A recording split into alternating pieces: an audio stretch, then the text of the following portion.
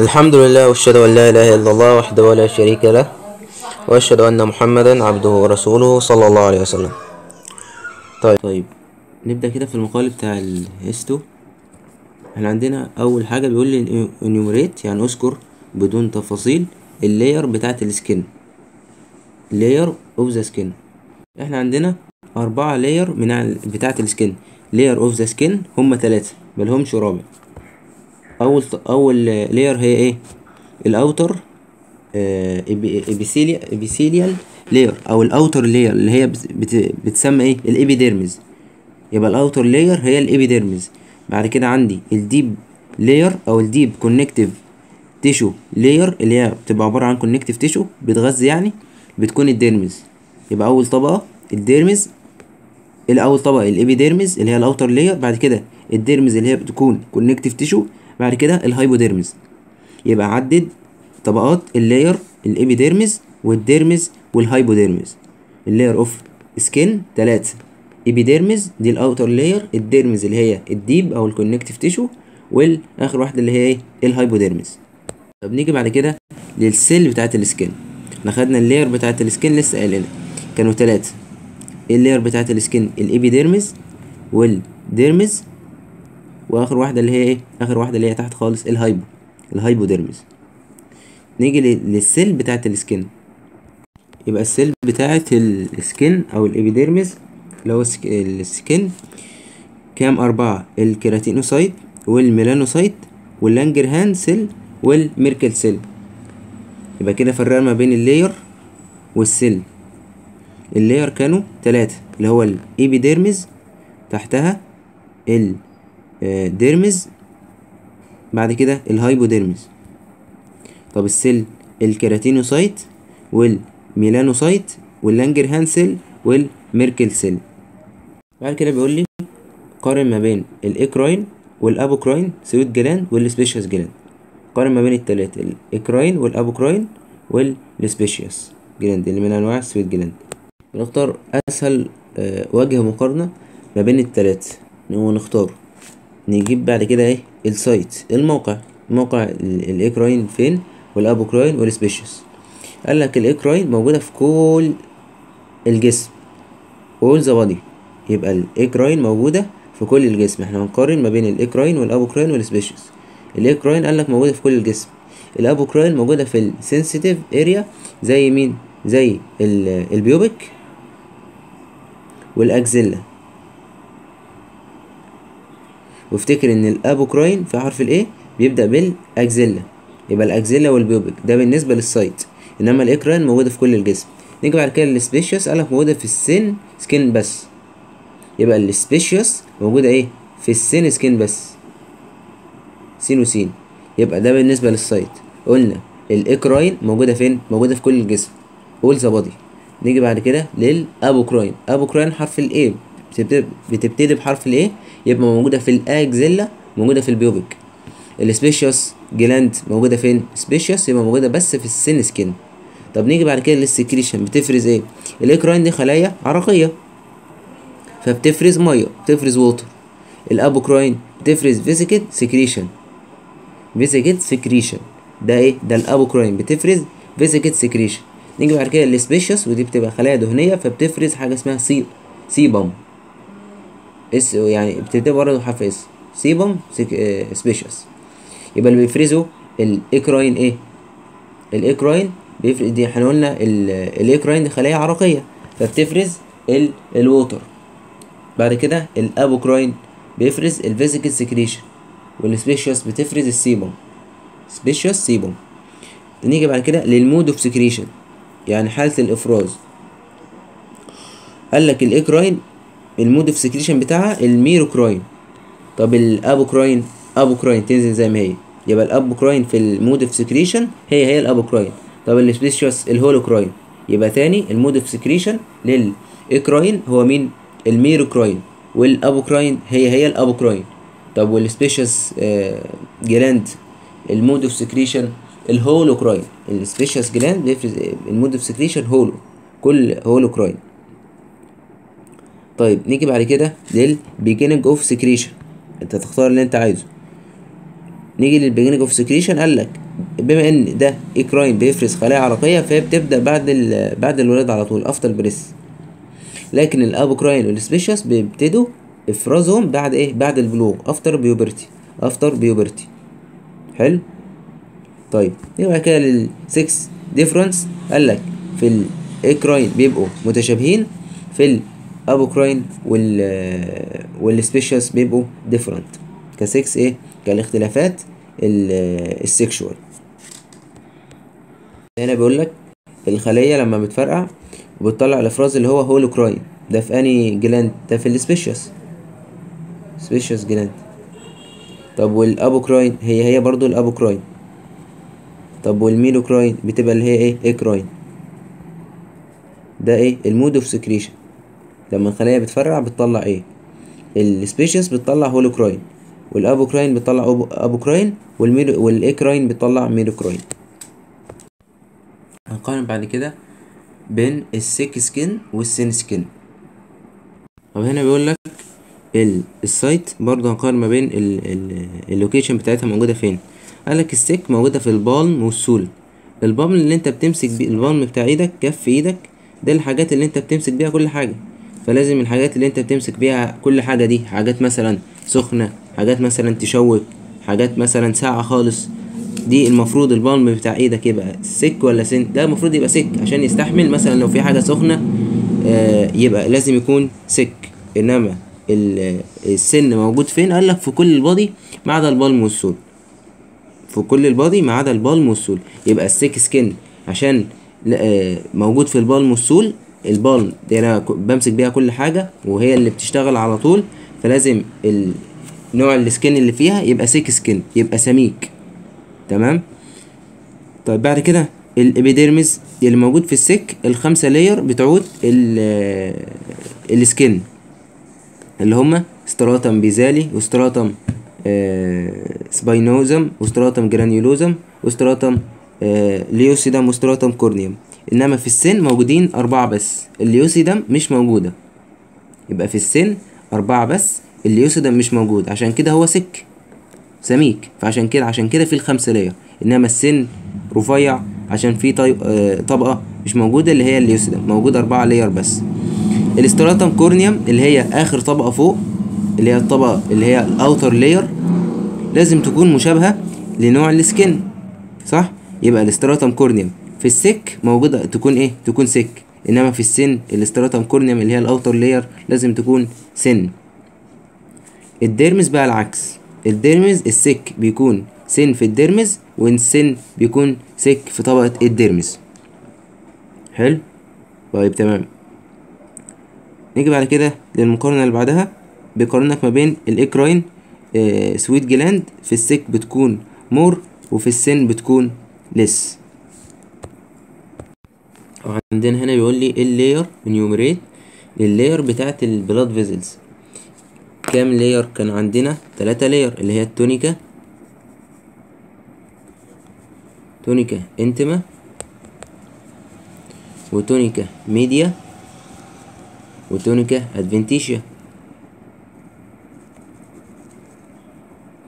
يبقى 3 لاير من البلاد فيزلز: تونيكا انتما، تونيكا ميديا، وتونيكا ادفنتيشيا.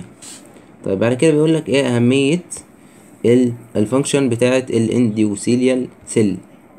يبقى هنا اهميه الفانكشن للاندوثيليال سيل، قالك ان هو بروفايد سموث سيرفيس، بيوفر سطح ناعم بحيث ان البلاد فيزلز يمشي بكل اريحيه ويمشي بسرعه. كمان بيفرز الكولاجين. تمام. يبقى هو بيوفر سطح سموث، وكمان بيفرز الكولاجين.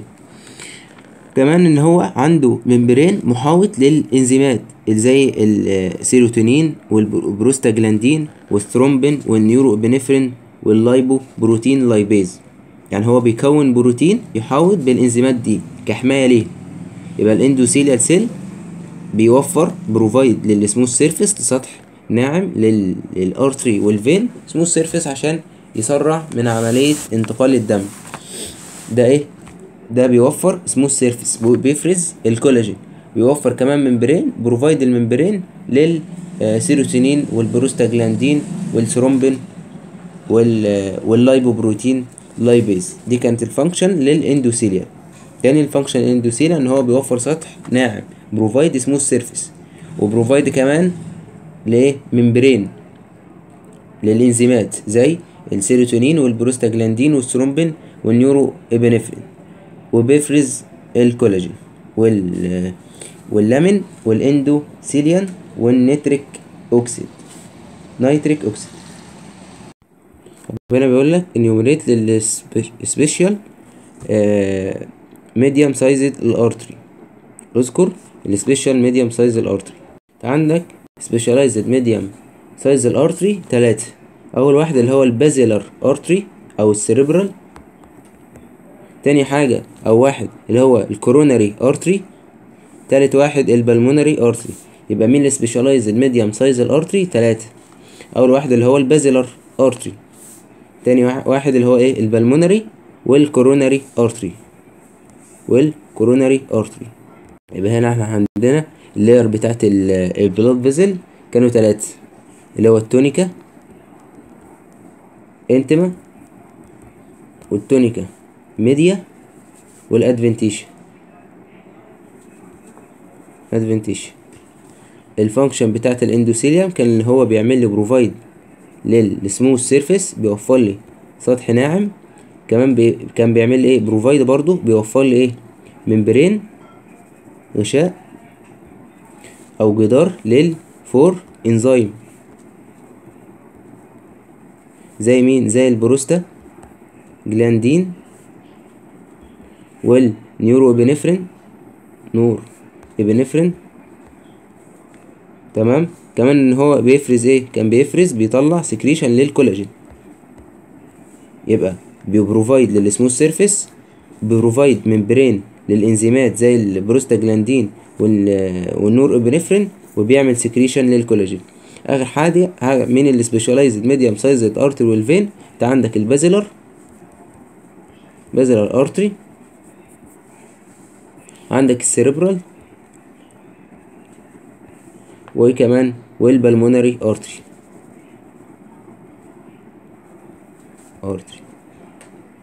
السيريبرال والبازيلر والبلمونري ارتري.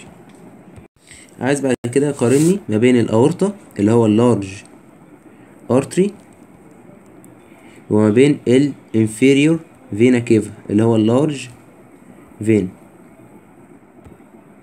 طيب الاورطة والفين، اول حاجة هنقارن ما بينها الوول الجدار. اكيد الاورطة او الالاستيك ارتري او اللارج ارتري بيكون ماله، بيكون سك، الوول بتاعه يكون سميك. الارتري بيكون سك الوول بتاعه، لكن الفين الجدار بتاعه بيكون سن رفيع. طيب نيجي بعد كده لللاير بتاعه البلاد فيزلز، الطبقات سواء تونيكا انتما او ميديا او ادفنتيشن.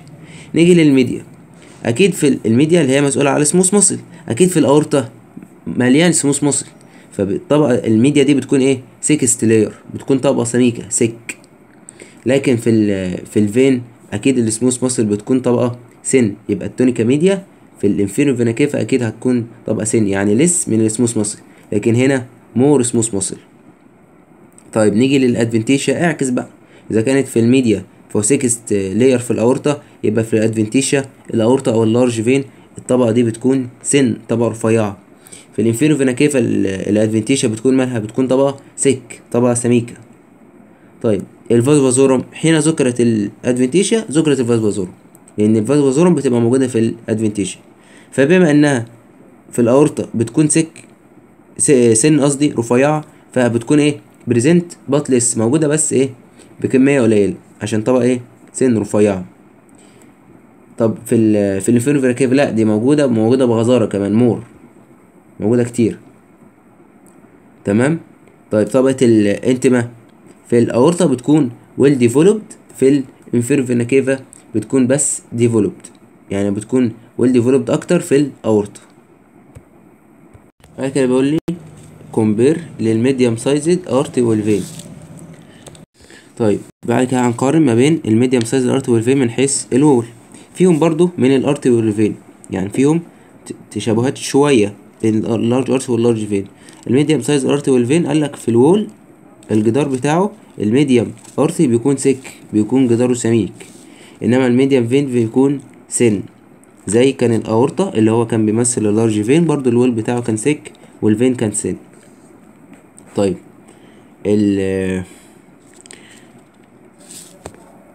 ميديم اليومن الجدار او اللي هو كده يعني ده اليومن، قالك في الميديم ارتري بيكون ريجولار منتظم، انما في الميديم فين بيكون ماله بيكون irregular كده.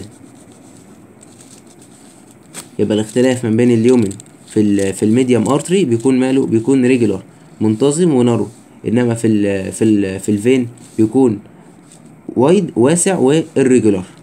تمام. نيجي بعد كده للفالفز. الصمامات اكيد موجوده بس في الفين اللي هي بتمشي مع عكس عقارب الساعه، فلازم تكون موجوده فيها فالفز عشان تتحكم في طلوعها ونزولها. يبقى ليه موجوده في الفالف موجوده في الفين بس عشان دي اللي بتمشي ايه عكس عقارب الساعه اللي هي الفين من تحت لفوق، فلازم الفالف بتكون موجوده بس بريزنت موجوده في الفين بس في الميديم فين. في الميديم ارتري لا مش بتكون موجوده فيه اي فالفز. طيب نيجي بعد كده لللاير. طيب نيجي ادفنتيشيا. هنا قالك في الادفنتيشيا بتكون في الميديم ارتي بيكون سك نحو 50%، في الميديم فين بتكون اكبر منها شويه بتكون سكر نسبه 70%. في الفازوازورم احنا قلنا طول ما في ادفنتيشيا هنا قليل وهنا اكتر يبقى اكيد الفازوازورم زيها. هنا برضو بتكون مور، هنا ممكن تكون موجوده، يبقى برضو في زياده في الميديم فين طول ما في زياده في الادفنتيشيا. يبقى تاني الميديم سايز الارتري والفين بالنسبه والوول في الميديم ارتري بيكون سك، في الميديم فين بيكون سن. بالنسبه لليومن في الميديم ارتري بيكون ريجولار، في الميديم فين بيكون irregular وكولابسد. في الفالف موجوده بس بريزنت في الفين مش موجوده absent غايبه في الارتري. بالنسبه للفازو ازورم في الفين بتكون مور كبيره وكتيره، في الفين ممكن تكون موجوده may be present medium artery. وهنا قارني بين الانواع الكابيلاري الكونتينيوس والفينستريتد والساينوسويدال او الديسكونتينيوس. الكونتينيوس والفينستريتد والساينوسويدال انواع الكابيلاري. هنا اهو قارنا ما بين انواع الكابيلاري الكونتينيوس والفينستريتد والساينوسويدال. طيب اول حاجه هيقارن ما بين الميزبت ممبرين والاندوثيليوم. حلو. احنا عندنا الكونتينيوس بيكون كونتينيوس ميزبت ممبرين وكونتينيوس اندوثيليوم. حلو. نيجي بعد كده للفينستريتد. فينستريتد بيكون فينستريتد اندوثيليوم، بيكون كده فينستريتد اندوثيليوم، انما بيكون ايه في البيزمنت ممبرين لا بيكون كونتينيوس بيزمنت ممبرين. طيب نيجي للساينوسويدال بيكون ماله بيكون فينستريتد بيزمنت ممبرين وفينستريتد اندوثيليوم، الاتنين بيكونوا مالهم فينستريتد متخرمين او فيهم ايه فيهم شقوق. يبقى تاني الكونتينيوس بيكون كونتينيوس بيزمنت ممبرين وكونتينيوس اندوثيليوم. الفينستريتد بيكون فينستريتد اندوثيليوم والبيزمنت ممبرين بيكون كونتينيوس. الساينوسويدال ديسكونتينيوس في الاثنين، يعني فينستريتد اندوثيليوم وفينستريتد ميزبت ممبرين. طيب يبقى بعد كده للسايت قال لك الكونتينيوس موجود في البرين والمصل والنيرفس تيشو والكونكتيف تيشو. في الفينستريتد الفتحات يبقى الفتحات بتاعه الاورجن، الانتستين فيها فتحات والاندوكراين عشان تخرج الهرمونات برضو بيبقى فيها مالها بيبقى فيها فتحات. فالفينستريتد موجود في الانتستين والاندوكراين. في الساينوسويدال موجود في 3 اماكن، البون مارو اللي هو نخاع العظم والسبلين والليفر. يبقى الساينوسويدال موجود في 3 اماكن، البون مارو والسبلين والليفر. انما في الكونتينيوس موجود في البرين والكونكتيف تيشو والنيرفس تيشو، انما في الفينستريتد موجود في الانتستين والاندوكراين. طيب بالنسبه للفانكشن عندك الكونتينيوس بيكون مايلد جاز اكسشينج، يعني جاز اكسشينج بيكون ايه بيكون قليل لانه كونتينيوس في الحالتين في البيزمنت ممبرين والاندوثيليوم. في الفينستريتد في الهون شويه ليكر زان الفينستريتد.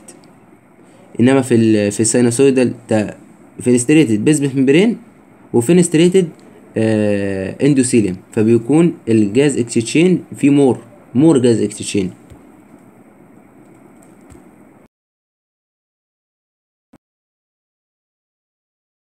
طيب هنا بيقول لي انيوميريت للسيلز بتاعه البارز ديستاليس، عايز انيوميريت اكتب باختصار السيل بتاعه البارز ديستاليس. احنا كان عندنا حاجه في اسمها بيتيوتري جلاند. ايه البيتيوتري جلاند دي؟ البيتيوتري جلاند دي كانت بتنقسم بروفين او سك. طب البيتيوتري كان عندي فصين، انتير بيتيوتري وبوستيريور بيتيوتري، او انتير لوب وبوستيريور لوب. انتير لوب كان عندي حاجه بتنقسم لبارز ديستاليس، بارز انترميتال في النص، وبارز تيوبراليس. البوستيريور لوب حاجه واحده بس اللي هي البارز نيرفوزا. يبقى تاني كان عندنا البيتيوتري عندنا فصين ليها انتيريور وبوستيريور. الانتيريور كان فيها البارز ديستاليس اللي هو عايز السل بتاعتها، والبارز انترميديات، والبارز تيوبراليس. طب البوستيريور واحدها بس اللي هي ايه؟ بارز نيرفوزا. هو عايز السل بتاعت البارز ديستاليس. السل بتاعت البارز ديستاليس 2 انيوميريت ليهم الكروموفوب والكروموفيل. يبقى السل بتاعت البارز ديستاليس حاجتين، الكروموفوب والكروموفيل.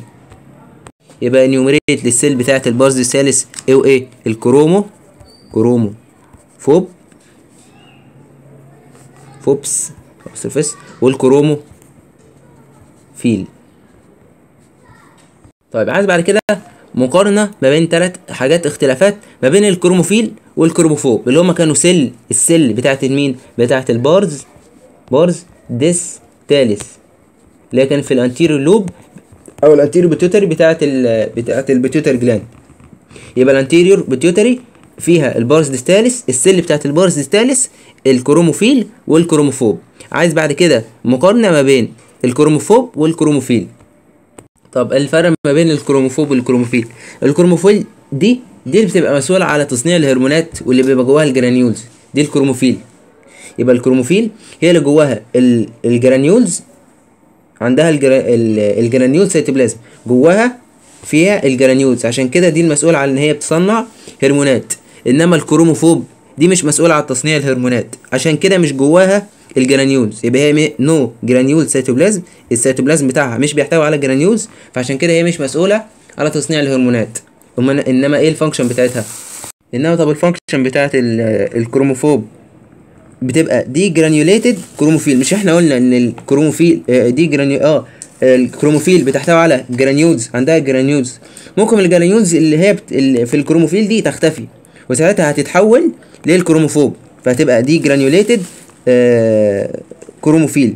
او ممكن تبقى ستيم سيل للكروموفيل، ممكن تبقى تتميز وتتحول للكروموفيل. دي فايده او الفانكشن بتاعت الكروموفوب. طيب الكروموفوب قال لك ان هي بتحتوي على المور نيومرس، نسبتها بتبقى 52%، النسبه الاكبر بتروح للكروموفوب، عشان كده بتبقى صغيره في الحجم. طالما هي كبيره في النسبه فانا مش محتاجها بحجم كبير، فبتبقى سمولر في الحجم. انما الكروموفيل بتبقى ليس نيومرس، نسبتها 48%، نسبتها قليله، عشان كده انا هتعوض النقص في نسبتها القليله دي وتبقى لارجر في الحجم، تبقى كبيره. بما ان الكروموفيل جواها الجرانيولز ومسؤول على تصنيع الهرمونات، هرمون سكريشن، وجواها الجرانيولز هاف جرانيولز في السيتوبلازم بتاعها، اكيد لما تيجي تتصبغ هتتصبغ بالهيستولوجيكال ستين، يعني عندها صبغه هيستولوجيه خاصه بيها. انما الكروموفوب يا حبه عيني ما عندهاش اصلا جرانيولز، فهي مش بتتصبغ، نوت تيك للهيستولوجيكال ستين، مش بتاخذ صبغه او ملهاش صبغه هيستولوجيه. حلو. يبقى تاني احنا عندنا الكروموفيل والكروموفوب. نظرة عامة كده ان الكروموفيل هي اللي بتحتوي على جرانيولز، يبقى have cytoplasm granules او have granules in cytoplasm. الله اكبر الله اكبر. اهو احنا قلنا الكروموفيل نسبتها بتبقى اقل، دي 48%، تزود عليها 4 بتبقى الكروموفوب 52%. طيب الكروموفيل جواها الجرانيولز، عندها الجرانيولز، عشان كده جواها او بتفرز للهرمونات، عشان ايه؟ جواها الجرانيولز الخاصه بيها. فعشان كده بتفرز هرمونات، وعشان كده ليها صبغة هاز او تيك هيستولوجيكال ستين. لكن الكروموفوب ما عندهاش جرانيولز، مش بتفرز هرمونات، دي بتكون بس ستيم سيل للكروموفيل او دي جرانيوليتد للكروموفيل. كمان ما عندهاش الصبغة الهيستولوجية الخاصة بيها، بما انها ما عندهاش جرانيولز بتبقى اكبر في النسبة 52%، لكن اقل في الحجم سمولر. الكروموفيل 48% اقل في النسبة المئوية، عشان كده بتعوض النقص دي في انها بتكون كبيرة في الحجم لارجر. يبقى سريعا كده الكروموفوب دي بتكون النسبة الأكبر اللي هي كانت كام؟ كانت 52%، تنقص منهم 4 هتبقى الكروموفيل اللي هي 48%. دي موست نيومرس، دي سمول نيومرس يعني أقل في النسبة المئوية. طيب دي الكرومو فوب ما عندهاش جرانيولز، فهي نو جرانيولز ان سيتوبلازم في السيتوبلازم بتاعها، لكن هنا عندها الجرانيولز هاف جرانيولز في السيتوبلازم بتاعها. عشان كده الفانكشن بتاعت دي، يبقى لما نتكلم على الفانكشن دي وظيفتها انها اكيد تفرز الهرمونات، بتطلع سكريشن للهرمون. لكن دي وظيفتها ممكن تبقى ستيم سيل للكروموفيل او دي جرانيوليتد للكروموفيل. دي جرانيوليتد يعني لما الجرانيولز اللي هي في الكروموفيل بتختفي بتتحول وترجع تاني للكروموفوب.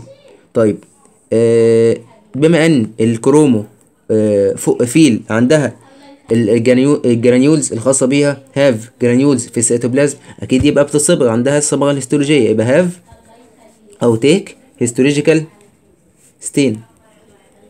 لكن دي الكرومو فوب ما عندهاش اصلا جرانيولز، فعشان كده مش بتتصبغ.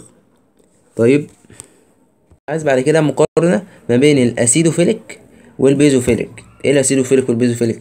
شايف الكروموفيل من انواع السيل بتاعه الكروموفيل الاسيدوفيليك والبيزوفيليك. احنا قلنا ان الكروموفيل دي اللي بتبقى مسؤوله على اللي جواها الجرانيولز، بتبقى مسؤوله على تصنيع الهرمونات. جواها الاكتيف سيل يعني جواها سيل نشطه تقدر ان هي تصنع هرمونات، وتقدر ان هي جواها الجرانيولز الحيه. فعشان كده دي اللي من انواع السيل بتاعتها الاسيدوفيليك والبيزوفيليك. عايز بقى مقارنه ما بين الاسيدوفيليك والبيزوفيليك اللي هي من انواع السيل بتاعه الكروموفيل. يبقى اهو الكروموفيل ليه انواع من السيل، اسيدوفيليك سيل وبيزوفيليك. اسيدوفيليك وبيزوفيليك. الاسيدوفيليك نسبتها هي النسبة الأكبر 37%.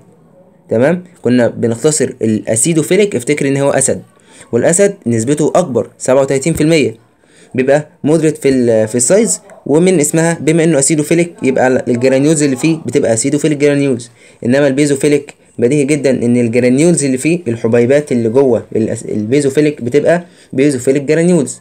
طب احنا قلنا الاسيدوفيليك اسد فهو اكبر في النسبة 37%، البيزوفيليك اكيد اقل في الحجم، يعني دي اعكس الاسيدوفيليك اسيد اكبر في النسبة 37%، اسد حاجة يعني ضخمة. البيزوفيليك 11%. طيب الاسيدوفيليك الهرمونات بتاعته سوماتوتروف اللي هو ايه الجي اتش اللي هو هرمون النمو، واللاكتوتروف اللي هو البرولاكتين. بص الاسد عشان يبقى ينمو وعشان يبقى اسد، عشان يبقى اللفظ ده يطلق عليه ويبقى اسد كبير وضخم ويقدر ان هو ايه يبقى ملك الغابة، لازم يبقى الهرمونات بتاعته تبقى الجروس هرمون النمو، لازم يبقى عنده نمو ولازم ياكل اللبن عشان يبقى ايه عشان يبقى اسد. فاحنا هنحفظها كده ان الاسيدوفيليك اسد 37% النسبة المئوية بتاعته، الجرانيولز اللي فيه اسيدوفيليك جرانيولز. الهرمونات بقى بتاعته طالما هو اسد يبقى ازاي عشان يوصل للمرحلة اللي هو وصل فيها للاسد لازم يبقى عنده الجروس هرمون اللي هو هرمون النمو، لازم يبقى نموه بشكل كبير، ولازم يبقى عنده بيشرب اللبن بتاعه عشان يبقى ايه عشان يبقى اسد. يبقى اللاكتوتروف والبرولاكتين. السوماتوتروف هو الجي اتش اللي هو الجروس هرمون، واللاكتوتروف البرولاكتين. طب نيجي للبيزوفيليك. احنا قلنا دي النسبة الأقل 11% بيبقى عنده البيزوفيليك جرانيولز. بما ان دي 37% فدي النسبة فهتبقى السايز بتاعته اعكس، بتبقى مودريت في السايز. البيزوفيليك نسبته المئوية 11% عشان يعوض النقص فيبقى كبير في الحجم، بيبقى لارجر في السايز. طيب الهرمونات بقى اللي بتفرز البيزوفيليك او الهرمونات اللي بتفرزها البيزوفيليك سيل، قال لك ثايروتروف اللي هو الثايرويد ستيميوليتنج هرمون اللي هو تي اس اتش.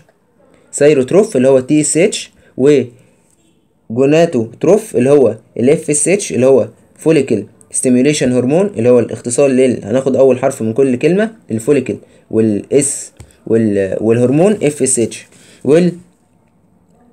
والليوتينايزنج هرمون اللي هو ال اتش، والكورتيكوتروف اللي هو الاي سي تي اتش. ماشي، الكورتيكوتروف اللي هو الاي سي تي اتش. يبقى تاني احنا عندنا البيزوفيليك والاسيدوفيليك، دول من انواع الكروموفيل. لو هنقارن ما بينهم، الاسيدوفيليك ده اسد نسبته 37%، الجرانيوز اللي فيه اسيدوفيليك جرانيوز. البيزوفيليك دي النسبه الاقل لان ده الاسد. الاسيدوفيليك النسبه الاقل 11%، بيبقى لارجر في السايد عشان يعوض النقص اللي في النسبه المئويه. الجرانيولز اللي فيه طالما بيزوفيليك سيل يبقى الجرانيولز بيزوفيليك جرانيولز، الاسيدوفيليك اسيدوفيليك جرانيولز. طب الاسد عشان يبقى اسد يبقى اسيدوفيليك لازم الهرمونات بتاعته اللي بيفرزها بيبقى مسؤول على انهي هرمونات؟ اكيد هرمون النمو عشان يبقى اسد، وهرمون اللبن اللي هو البرولاكتين. فسوماتوتروف اللي هو الجي اتش هرمون النمو، والبرولاكتين اللي هو هرمون اللاكتوتروف او البرولاكتين اللي هو هرمون اللبن. طب البيزوفيليك اكس بقى الحاجات اللي هي ايه مش في الاسيدوفيليك. ثايروتروف اللي هو ثايرويد ستيميوليتنج هرمون اللي هو التي اس اتش، واللوتينايزنج هرمون اللي هو ال اتش، والجوناتوتروف اللي هو الاف اس اتش اللي هو الجوناتوتروف هو الاف اس اتش والال اتش. تمام، اللي هو الجونت يعني اللي هو مسؤول عن الهرمونات الجنسيه، والكورتيكوتروف ال اي سي تي اتش. طب يبقى هنا عندنا الاسيدوفيليك والبيزوفيليك. الاسيدوفيليك كانت اللي بنميزها الاسد نسبته في اكبر في المية كان كام؟ كان 37%. اللي هو ده كان الجرانيول السيل بتاعت ايه دي، يعني السيل بتاعت الكروموفيل كان نسبته كام؟ كان 48%. 37 اسيدوفيليك، الباقي كام؟ 11% بيزوفيليك. طيب بما ان ده بما ان دي 37% اكبر في النسبة، يبقى اقل في الحجم، يبقى دي ممكن تبقى كام؟ مودريت في السايز او سمول. طب البيزوفيليك بتبقى لارج في السايز. طيب المسؤول على الهرمونات دي بتفرز ايه ودي بتفرز ايه؟ او الجرانيولز اللي فيها الاول، الجرانيولز دي طالما هي اسيدوفيليك يبقى اسيدوفيليك جرانيولز هاز اسيدوفيليك جرانيولز. طب البيزوفيليك بتبقى هاز بيزوفيليك جرانيولز. طب الهرمونات، طب الاسد عشان يبقى اسد محتاج هرمونين، هرمون نمو عشان يكبر في الحجم، وهرمون اللبن عشان يبقى متين كده وايه وكويس. فالاسيدوفيليك بيبقى هرمون النمو اللي هو ايه؟ سوماتوتروف اللي هو ايه؟ اللي هو الجي اتش جروس هرمون، واللاكتوتروف اللي هو هرمون اللبن البرولاكتين، او برضو ماماتوتروف اللي هو افتكرها بماما، هي المسؤولة عن تصنيع اللبن البرولاكتين. طيب الاسيدوفيليك الباقي بقى اللي هو الثايروتروف اللي هو الثايرويد ستيميوليتنج هرمون، والجوناتوتروف عندك الاف اس اتش والال اتش. الاف اس اتش اللي هو الفوليكل ستيميوليتنج هرمون، والال اتش ليوتينايزنج هرمون، وده اللي هو ايه؟ ثايروتروف. بعد كده الاس اتش اللي هو الكورتيكوتروف اللي هو ايه؟ اللي هو الاي سي تي اتش. هنا الكونتنت بتاعت البارز نيرفوزا دي هي البوستيريور لوب او البوستيريور بيتيوتري بتاع مين؟ بتاع البيتيوتري جلاند. يبقى عايز محتويات البارز نيرفوزا او اللي هو البوستيريور لوب بتاع البيتيوتري جلاند بتحتوي على ايه؟ طب قال لك البارز نيرفوزا دي بتحتوي على الفازوبريسين اللي هي الهرمونات بتاعتها، اللي هي البارز نيرفوزا دي بتبقى نيرف فايبر او النيورو السكريشن بتاعتها، يعني هي الهرمونات بتاعتها بتبقى بتتفرز لاستجابات عصبيه، فعشان كده بتبقى نيورو سكريشن. ده البارز نيرفوزا او البوستيريور لوب بتاع البيتيوتري جلاند، الهرمونات اللي بتفرزها الفازوبريسين او اللي هو الاي دي اتش المضاد لادرار البول، والاوكسيتوسين اللي هو هرمون الحمل المسؤول على انقباضات الرحم اثناء الولاده. يبقى الفازوبريسين والاوكسيتوسين دول موجودين للبارز نيرفوزا، بيكونوا نيورو سكريشن مسؤولين على الافراز بتاعهم لاستجابات عصبيه. قال لك في حاجه اسمها النيرف فايبر، دي بتسمى هيرنج بوديز، دي بتعمل ستورد للهرمونات بتاعه البارز نيرفوزا اللي هو الاوكسيتوسين والاي دي اتش. يبقى في حاجه اسمها نيرف فايبر، دي بتعمل ايه؟ ستورد، بتخزن ان دايليشن نيرف فايبر نون هيرنج بوديز، دي بتعمل ستورد للاي دي اتش وال الاي دي اتش والاوكسيتوسين، دول برضو موجودين في البارز نيرفوزا. اخر حاجه موجود حاجه اسمها البيتيوسايت، البيتيوسايت دي او النيورو جلايال سيل. يبقى في حاجه اسمها بيتيوسايت او نيورو جلايال سيل موجوده فين؟ في البارز نيرفوزا، اللي هي فين؟ اللي هي في البوستيريور لوب بتاع البيتيوتري جلاند، وعندها كمان بلاد كابيلاريز. يبقى تاني انت عندك البارز نيرفوزا فيها هرمونين، الاي دي اتش اللي هو الفازوبريسين المضاد لادرار البول، او اللي هو الايه؟ الاوكسيتوسين هرمون الولاده. كمان في حاجه اسمها ايه؟ نيرف فايبر ستورد للاي دي اتش والاوكسيتوسين، اسمها ايه؟ اسمها هيرنج بوديز. اخر حاجه في حاجه اسمها بيتيوسايت او اللي هي ايه؟ اسمها نيورو جلايل سيل. دول كلهم محتويات من ايه؟ من البارز نيرفوزا. طيب عندي بعد الحمد لله. طيب انا تمام يا جماعه. عندنا بعد كده بيقول لي ايه؟ ال انيومريت. طيب عايز انيومريت للثيرويد جلاند. ايه السيل بتاعت الثيرويد جلاند؟ انت عندك في الثيرويد تو سيل، الفوليكل والبارا فوليكل، فهسميها ايه؟ فوليكولار سيل، فوليكولار سيل، ودي بتكون البرنسبل، وعندي البارا فوليكولار سيل. يبقى السيل بتاعت الثيرويد حاجتين، الفوليكولار سيل والبارا فوليكولار سيل. يبقى الثيرويد جلاند ايه انواع السيل بتاعتها؟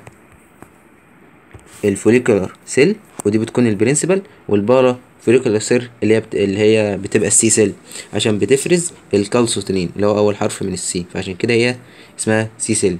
انما الفوليكل دي بتكون البرنسبل، بتفرز الهرمونات اللي هو التي 3 والتي 4. تمام. يبقى انواع السيل بتاعت الثيرويد جلاند فوليكل والبارا فوليكل. طيب هنا انيوميريت للسيل بتاعت البارا ثيرويد. خدنا الثيرويد، فاهم في حاجتين، السيل بتاعته الفوليكل والبارا فوليكل، او الفوليكولار سيل والبارا فوليكولار سيل. عايز بعد كده السيل بتاعت البارا ثيرويد. البارا ثيرويد زي الثيرويد 2 سيل، اول واحده اللي هي الشيف سيل، ودي بتكون البرنسبل زي ما كان الفوليكولار سيل. الفوليكولار سيل هي اللي كانت البرنسبل في الثيرويد، لكن هنا في البارا ثيرويد عندك الشيف سيل، دي بتكون البرنسبل. السيل التانية اللي هي الاوكزوفيل سيل، الاوكزوفيل سيل، شيف سيل واوكزوفيل سيل. يبقى تاني انت عندك اهو دي الثيرويد ودي البارا ثيرويد. ايه السيل بتاعت دي وايه السيل بتاعت دي؟ الثيرويد فوليكولار سيل، والبارا فوليكولار سيل. طب البارا ثيرويد عندك 2، دي بتكون البرنسبل، دي بتكون السي سيل. البارا ثيرويد عندك الشيف سيل، نفتكرها بالشيف، الشيف الشربيني، والشيف سيل والايه والاوكزوفيل سيل، اوكزوفيل. طب للاسف هو كان عايز مقارنه هنا برضو بين الفوليكل والبارا فوليكل، اللي هو من انواع مين؟ من انواع الثيرويد، انواع الثيرويد سيل. قلنا حاجتين، الفوليكل والبارا فوليكل، او الفوليكولار سيل والبارا فوليكولار سيل. عايز بقى مقارنه ما بين الاثنين دول. الفوليكولار سيل دي بتكون المين او البرنسبل سيل، تمام. الافرازات بتاعتهم الهرمونات، الفوليكل بتفرز التي 3 والتي 4، انما البارا فوليكل او اللي بسميها سي سيل، عشان كده بسميها ايه سي سيل، او بتفرز ايه كالسيتونين اللي هو بيقلل نسبة الكالسيوم اللي في الدم. بتفرز ايه فين؟ بتفرز الكالسيتونين، كالسيتونين. البارا فوليكل بتفرز ايه الكالسيتونين. طيب الفوليكل قال لك ان هي بتصل للفوليكولار كافيتي. يبقى الفوليكل ريتش للفوليكولار كافيتي، تمام. البارا فوليكل دونت ريتش للفوليكولار كافيتي، مش بتصل للفوليكولار كافيتي. طيب يبقى تاني كده احنا كام مقارنة؟ ممكن نقول حاجة تاني، ممكن نقول ان هي الفوليكل بتريح لاي على البيزمنت ممبرين. يبقى ادي البيزمنت ممبرين اهو، مين اللي بتريح عليه لاي؟ ده الفوليكل او الفوليكولار سيل. طب البارا فوليكولار سيل موقعها فين؟ موقعها قال لك بريزنت ما بين الفوليكولار سيل والبيزمنت ممبرين. يبقى انت عندك اهو ادي البيزمنت ممبرين، مين اللي قلنا بيريح عليه؟ اللي بيريح عليه الفوليكل. طب ما بين الفوليكل وما بين البيزمنت ممبرين عندك البارا فوليكل بريزنت اهو بتوين الفوليكولار سيل والبيزمنت ممبرين. يبقى تاني كذا مقارنه كده بين الفوليكل والبارا فوليكل. الفوليكل هي اللي بتكون المين، هي اللي بتكون البرنسبل. البارا فوليكل بتكون سي سيل. الفوليكل بتفرز الثيرويد هرمون اللي هو التي 3 والتي 4. البارا فوليكل بتفرز الثيرو كالسيتونين اللي هو الكالسيتونين اللي بيعمل تخفيض للكالسيوم اللي في الدم. عندك الفوليكل مش تصل للفوليكولار كافيتي. البارا فوليكل دونت ريتش للفوليكولار كافيتي. موقع كل واحده منهم، الفوليكل لاي على البيزمنت ممبرين بتريح على البيزمنت ممبرين. البارا فوليكل بتكون ما بين البيزمنت ممبرين وبتكون ما بين الفوليكولار والبيزمنت ممبرين. طيب اهو يبقى مقارنه ما بين الفوليكولار والبارا فوليكولار سيل.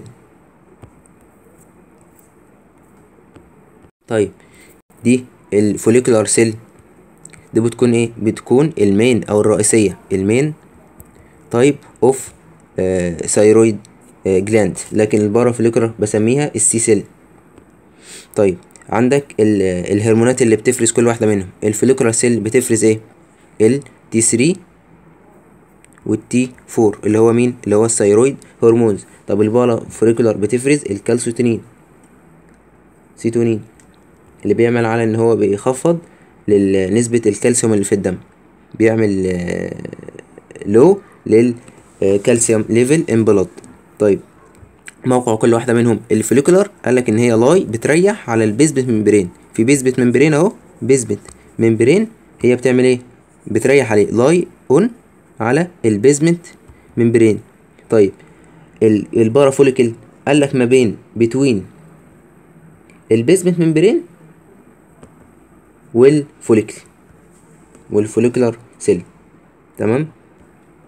ممكن نضيف كمان ان الفوليكولار سيل بتصل للبيزمنت ممبرين، بتصل للبيزمنت للبيزمنت كافيتي، فوليكولار كافيتي بتصل ريتش، قادر انها تصل للفوليكولار كافيتي.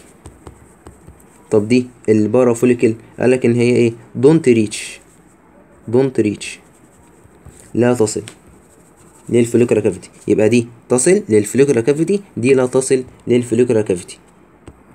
يبقى عايز بعد كده الادرينال ميدالا، السيل انيوميريت للسيل بتاعت الادرينال ميدالا. طيب الادرينال ميدالا ليها 2 سيل اهو، كومبوزد من 2 تايب من السيل. ايه هما؟ الكرومافين والجانجليونيك سيل. الكرومافين دي اللي بتبقى مسؤول على ان هي بتعمل سكريشن، بتطلع الكاتيكولامين اللي هو الابنفرين والنور ابنفرين، او الادرينالين والنور ادرينالين، ماشي. يبقى الكرومافين دي اللي مسؤول على ان هي بتفرز النور ابنفرين والابنفرين، او اللي هو الادرينالين والنور ادرينالين. والجانجليونيك اللي هو التايب التانية من الادرينال ميدالا دي اللي بتعمل ريجوليشن. يبقى واحدة بتعمل سكريشن ودي اللي الكرومافين للنور ادرينالين والادرينالين، واحدة بتعمل ريجوليشن للنور ادرينالين والادرينالين اللي هي متجمعين في الكاتوكولامين. يبقى تاني ايه السيل بتاعت الادرينال ميدالا؟ ادرينال ميدالا يبقى الكرومافين فين والجانجليونيك. الكرومافين بتعمل ايه؟ بتعمل سكريشن للكاتيكولامين اللي هو الادرينالين والنور ادرينالين اللي هو الابنفرين والنور ابنفرين. طب الجانجليونيك سيل دي بتعمل ريجوليشن، بتنظم ريجوليشن تنظيم للايه؟ للافراز بتاع الكاتيكولامين اللي هو الادرينالين والنور ادرينالين اللي هو الابنفرين والنور ابنفرين. يبقى الادرينال ميضله السيل بتاعتها حاجتين، الادرينال ميضله يبقى